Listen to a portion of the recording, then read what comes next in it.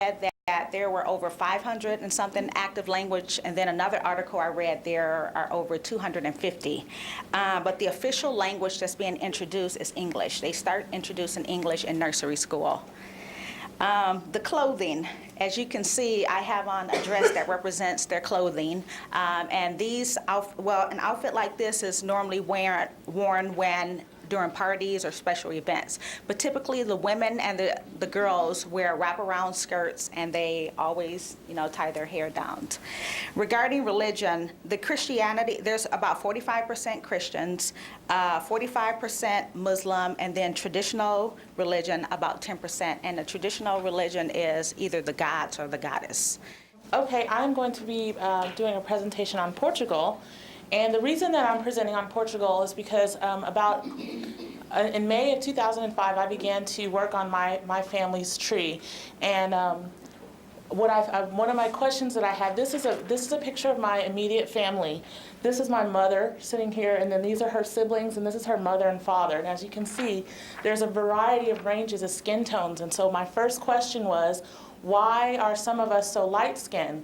And what I found out was that my grandfather, his name is Oliver Hank Billups, is actually half white and half Portuguese, and he's not African American as I always assumed. And so I was interested in finding out more about Portugal for this presentation.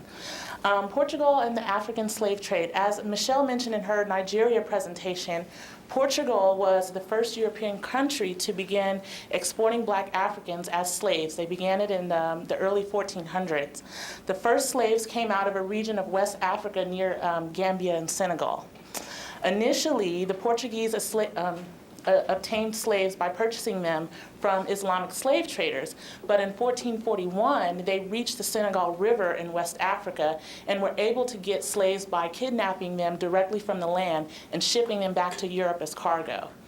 Within 10 years after that period when they reached the Senegal River in 1441, Portugal was importing around 1,000 West Africans as slaves each year to Europe to be sold to the wealthy Europeans. It is estimated that between 10 and 15% of the slaves that were imported to Portugal from West Africa were Muslim. So I am wearing a bubu is what it's called, and it is a Muslim gown, but it's considered traditional dress in the Senegalese region. But I decided to talk about the music, so I can go to the next slide. Fado is a form of Portuguese music, and it means fate. Fado carries a mixture of African slave rhythms, and it's a kind of a blend of African slave rhythms and then the Portuguese sailors' music, as well as a heavy influence from Arabic music. There are two varieties of fado named after the cities of their origin. One is Lisbon, and it's kind of the pop form of fado, and then the other is Coimbra, I hope I'm pronouncing that right, Coimbra, which is a more refined style. The music is very melancholic. The most common theme in fado is what the Portuguese call the saudade, which means, there's no English translation for that word, but we would generally call that emotion homesickness or yearning or nostalgia. And so to applaud, if you're at a fado performance, if you're applauding Lisbon fado, you clap your hands like we normally would. But if you're applauding Coimbra fado, then you cough like you're trying to clear your throat. That's their form of applause for that music.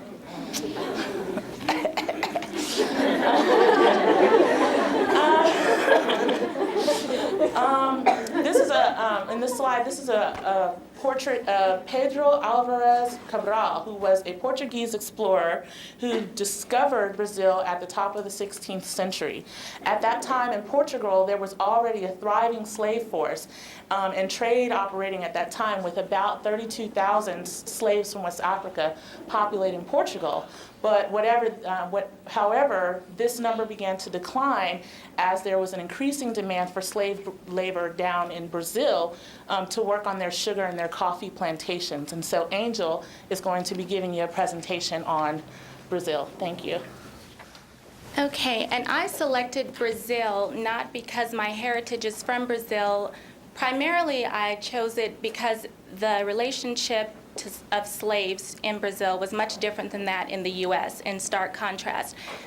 In part, to start with, Brazilian slaves were allowed to retain much of their culture. They could continue drumming and using the drums and do their music. And so a lot of African influence is in Brazilian music tied to samba and other forms of music. Whereas in the United States, drumming was not permitted because it was feared that it would be a form of communication and allow the slaves to communicate and then eventually revolt against their slave masters.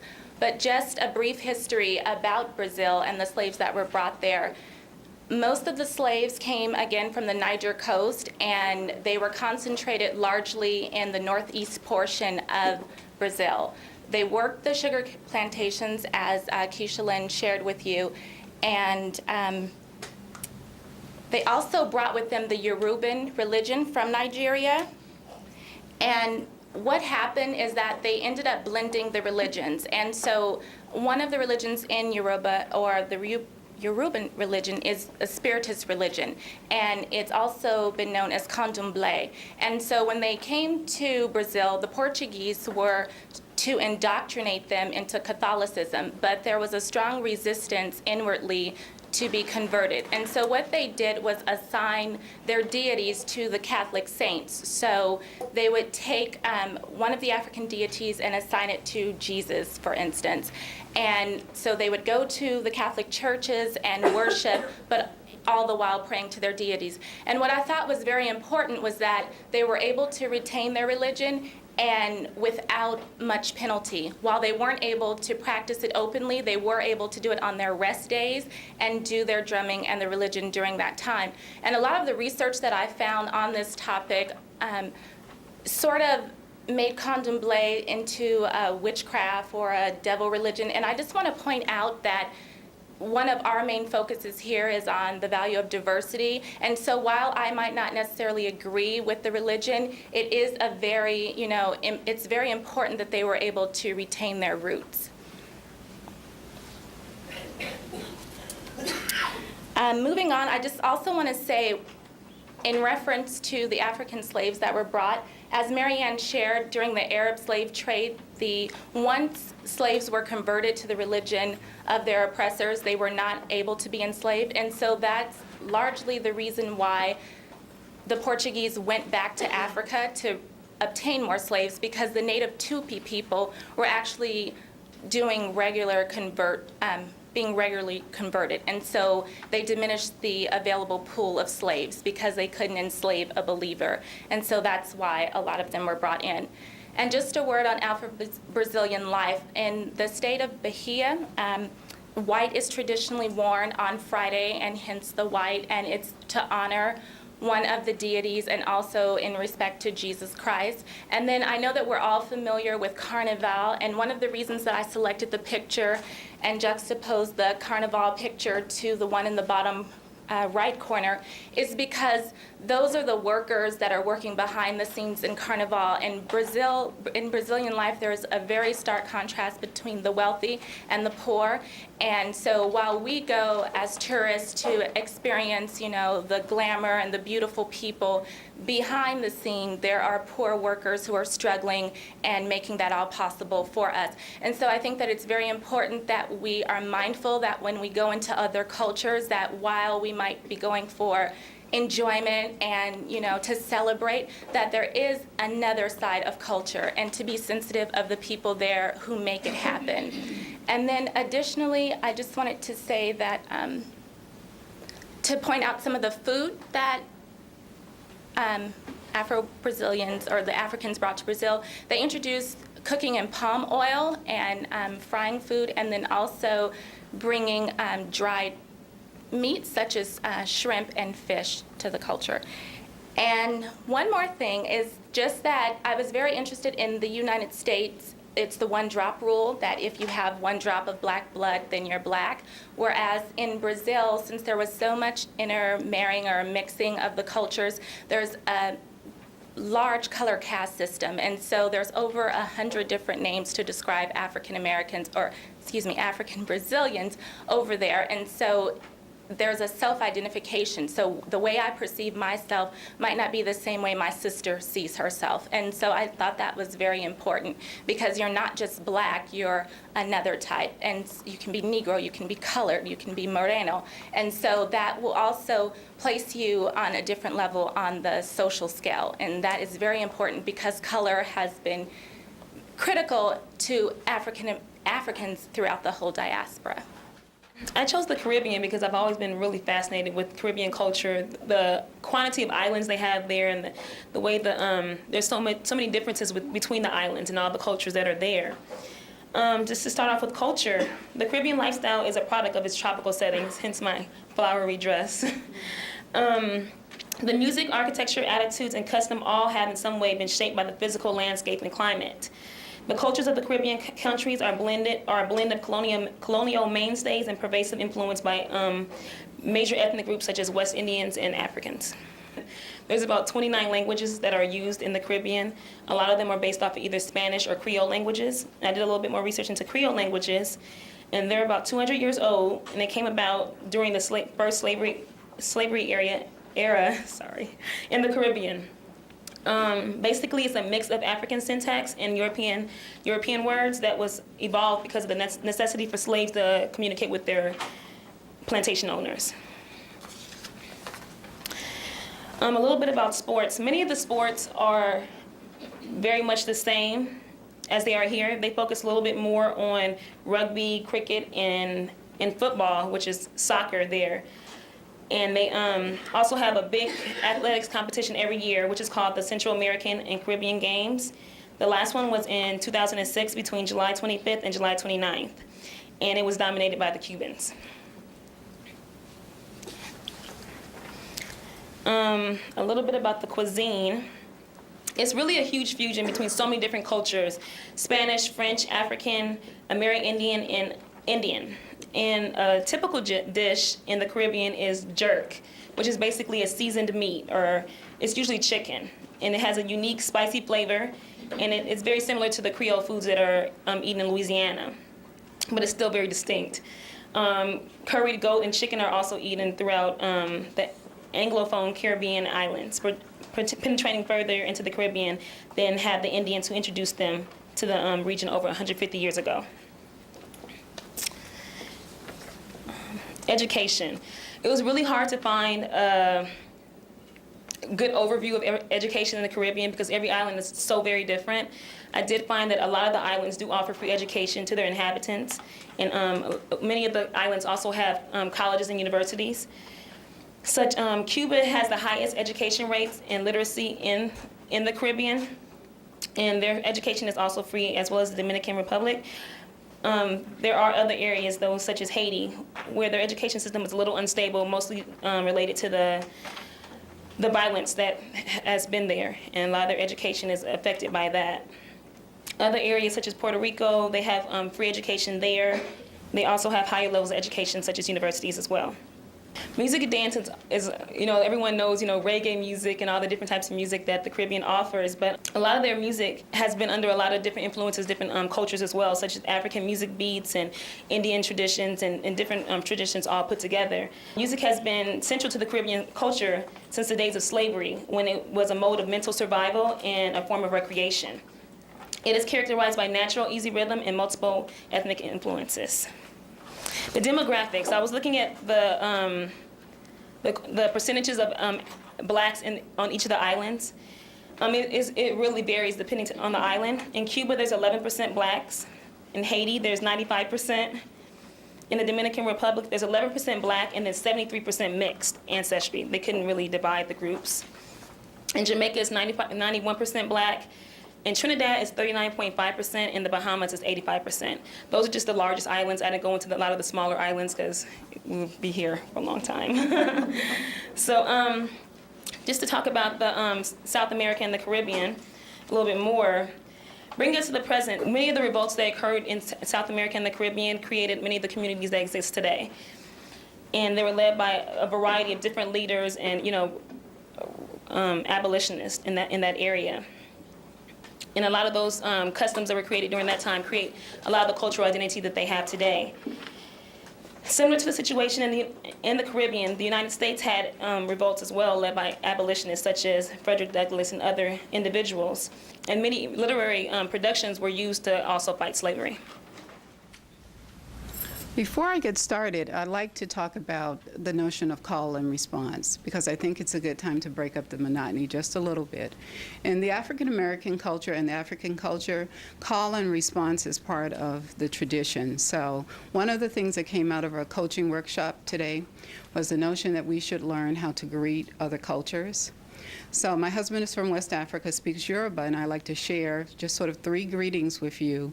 And the notion is that you're going to respond to that with that same greeting. The first greeting is good morning, and it's akairo. Akairo. Again, akairo. Akairo. And you'll hear that in the morning from at least 6 to about 12. Akairo. Akairo. In the afternoon, you'll hear akele.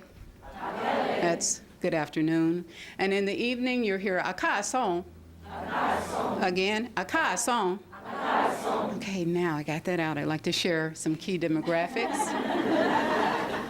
Just to let you know that we do integrate the recommendations and responses into trainings. So I just want to share with you just a few brief statistics on the black population in the U.S. According to the 2000 census, blacks pretty much still reside in the South, with approximately 55% residing in the South, 18% in the Midwest and Northeast. We represent about 12.3% of the population. As of 2005, approximately 40 million people were considered blacks in the U.S., and we made up 13.4% of the total U.S. population.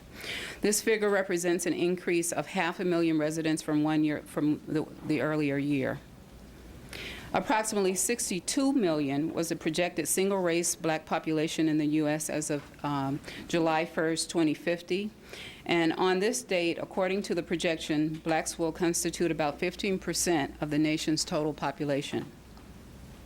There are approximately 18 states with an estimated black population of, on July 1st, 2005, of at least 1 million, and of course New York with 3.5 million blacks led the way.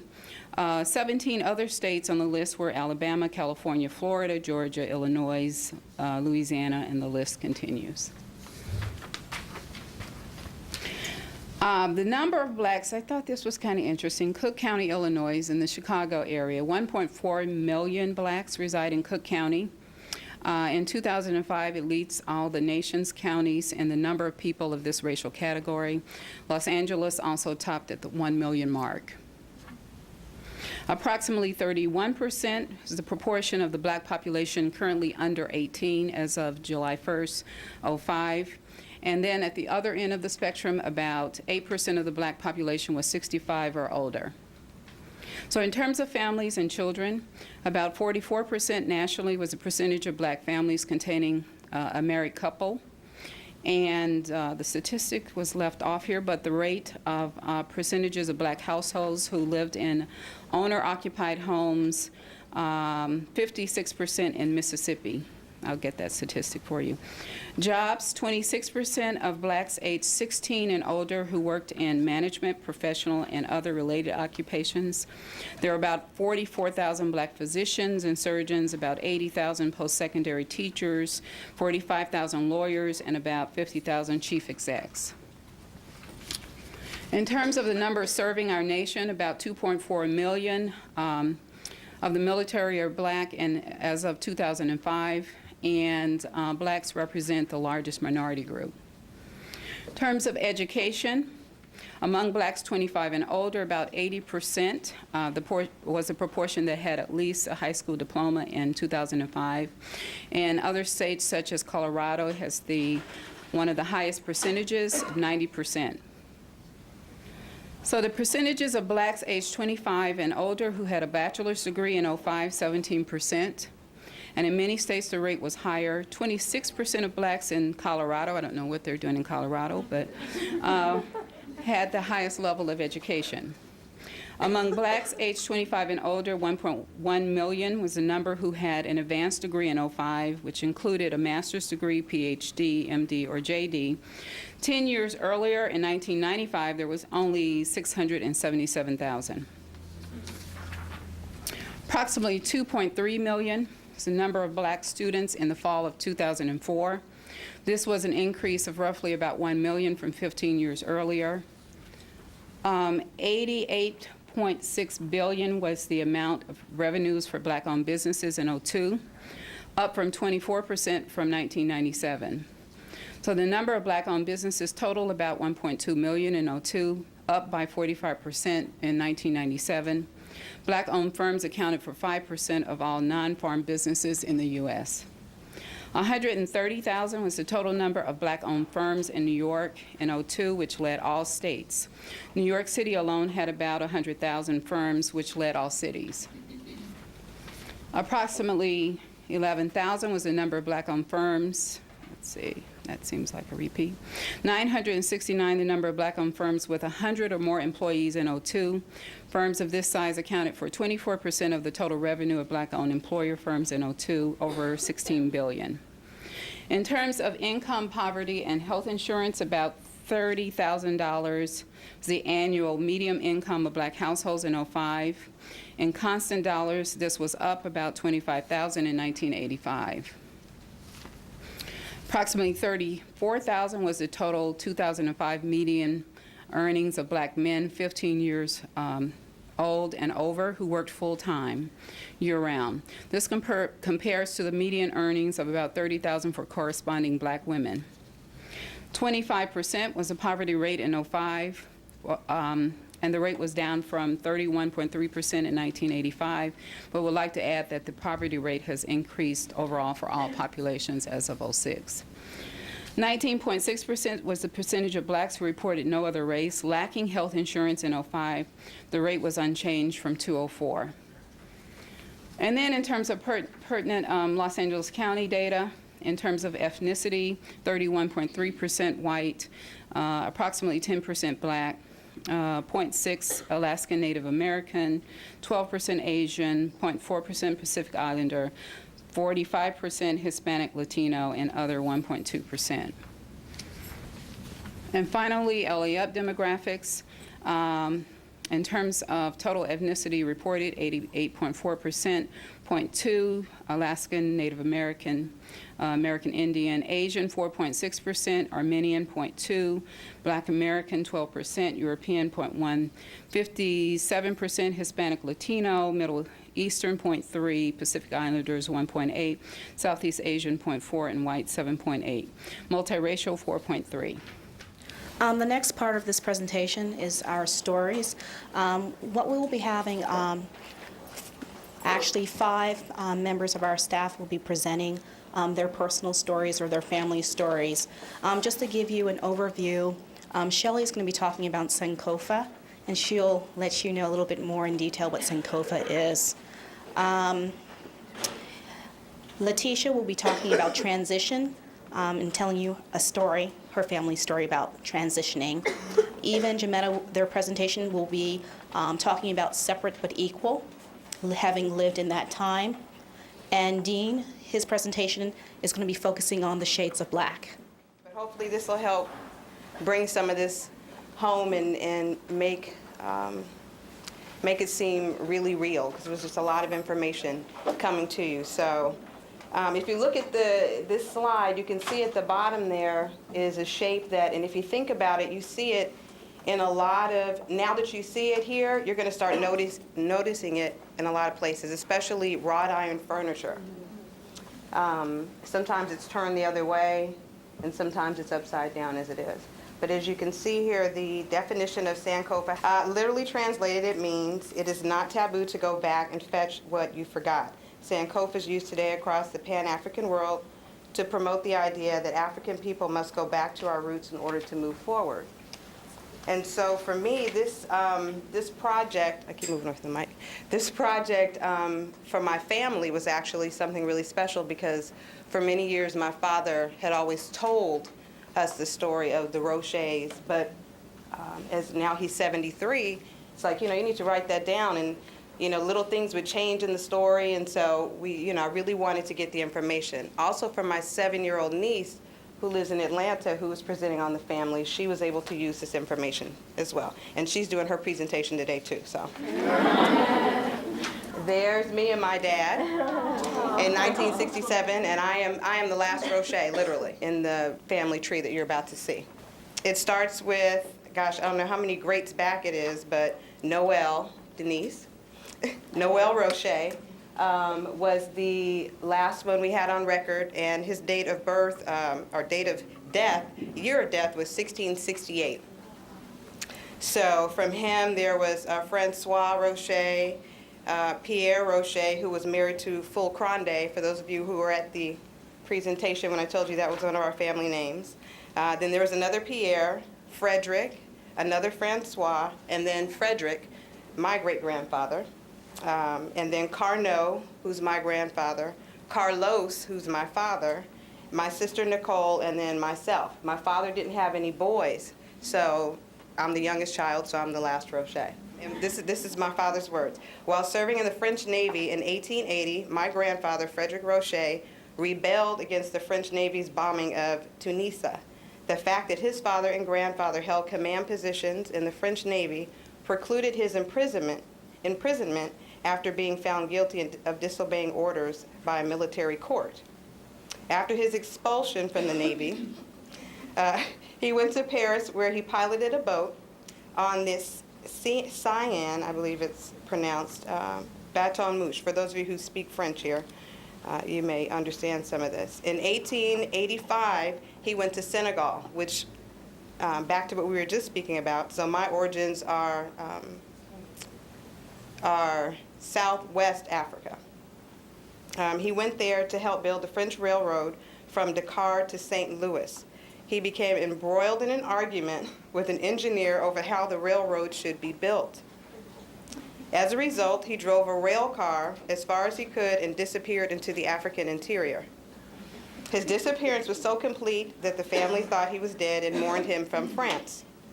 During his years in the interior, Frederick fathered 5 children, one of whom was my father, Carnot. He supported his new family by hunting and capturing wild animals and selling them to a famous zoo in Germany.